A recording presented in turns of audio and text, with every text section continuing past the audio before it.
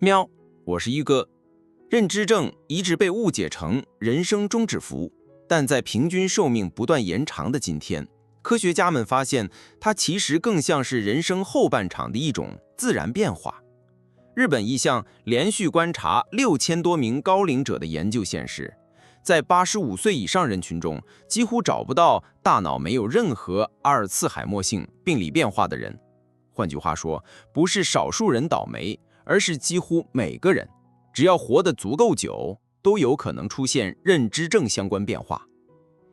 这也是为什么日本目前大约有600万认知症患者，平均20个人里就有1位患病。但大家最担心的场景，到处徘徊、妄想、暴力，这其实只出现在10%左右的患者身上。其余90%的患者在日常生活中表现得非常平静、温和，甚至笑容比年轻时更多。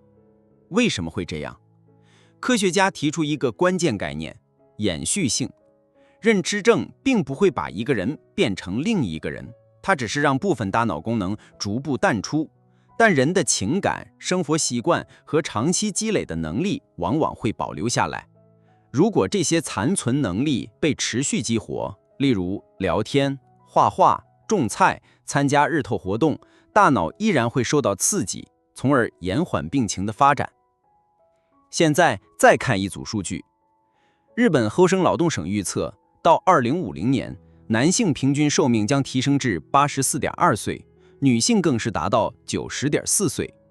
如果我们活到了那个年纪，还没有出现认知症，反而是比较稀有的情况了。所以，与其恐惧我会不会变糊涂，不如今天就扪心自问一句：如果真的有一天脑子开始迟钝，我希望自己成为什么样的老人？科学家给出的建议非常朴素又实用，不要一味坚持什么都要自己做，适当的求助反而可以延缓脑部退化。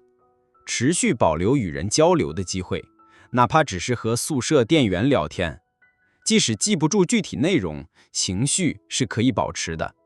开心的对话会留下快乐感，而不是留在记忆里。当我们接受人最终都会糊涂的事实，恐惧就会减弱，生活方式也会变得更灵活。有人说，认知症像一把橡皮，把过去一点点抹去。但另一种说法是，它其实是在慢慢擦掉那些不必要的执念和束缚，留下的是人最本真的部分：情感、微笑以及此时此刻。点赞订阅，我们下期见。